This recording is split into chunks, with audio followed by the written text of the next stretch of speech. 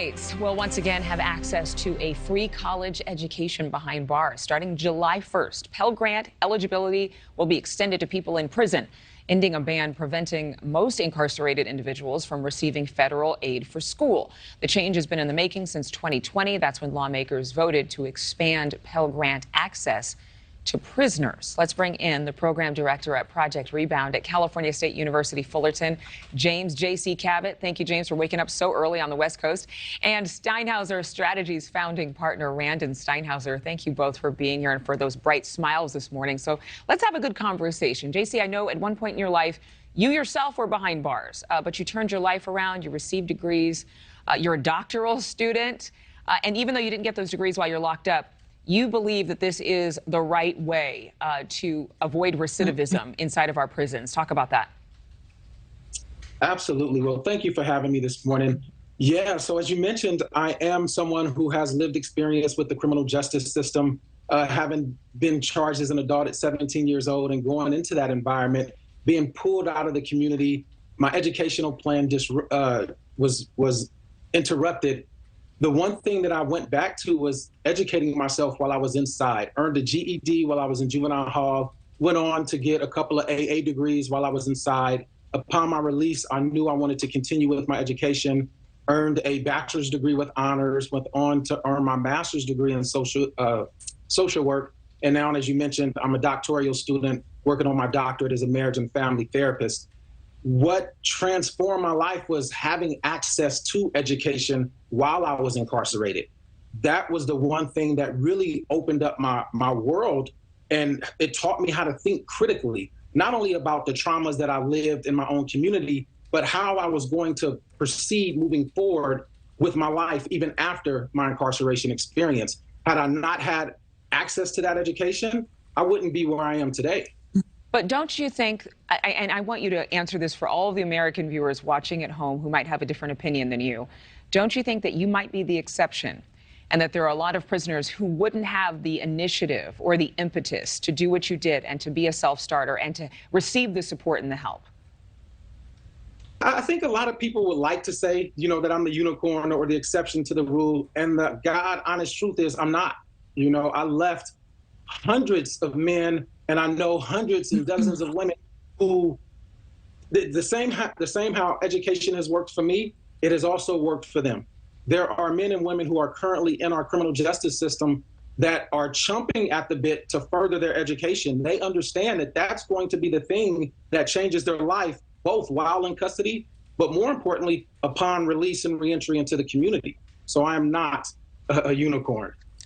Randan, I've got to bring you in here. The Vera Institute of Justice estimates around 760,000 inmates will be eligible for a free college education. Do you believe that there is a way that so many of these men and women who have, in essence, lost years of their life could come back into society and be profitable members of the community? Well, first of all, I think that it must be celebrated that there are individuals who are incarcerated that have that desire to further their education, to get prepared to be a productive citizen upon reentry after their sentence is over. So I think that that should be celebrated first and foremost. I think that we all recognize education is the key to success in this country. So I commend you for your experience there. I do think that we have an opportunity to bring in private companies, philanthropic partners, and organizations that are focused on this type of education opportunity for inmates and have a conversation around that versus this being a government-funded program. I tend to believe anytime government gets involved, the problem gets worse, quite frankly. We look at our K-12 system, and we have a school to prison pipeline for a reason. The population of inmates right now that would benefit from this type of higher education program are the same populations that are not benefiting from our broken K-12 public school system. So I think we have to have a real honest conversation about, is government getting involved in this going to help, or is it going to hurt? Randan, I also have to follow up with that because in California alone, it costs about a six-figure sum for each prisoner to be housed behind bars. It's very costly. I know the government is looking for creative ways to avoid us having overcrowded jails and prisons. Don't you think it would be cheaper if we were to provide education inside, even though it's a cost to taxpayers, but big picture down the road, it provides a cost savings and it saves lives.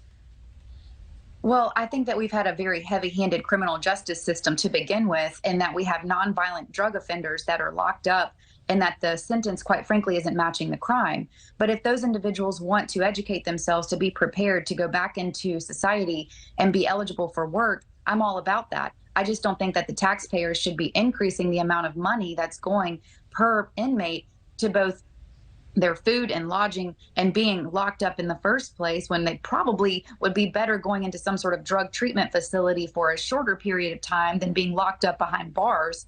So again, I think the solution is less government and more individual responsibility, but also in this situation, as it relates to education opportunity, is private philanthropic support, corporate support from companies that say, hey, we want to give you technical skills in the IT sector so that when you're done with your sentence, you're ready to come to work day one. Absolutely, that is encouraging in the way that we should be doing things in America, not necessarily always relying on the government, because they tend to just mess things up.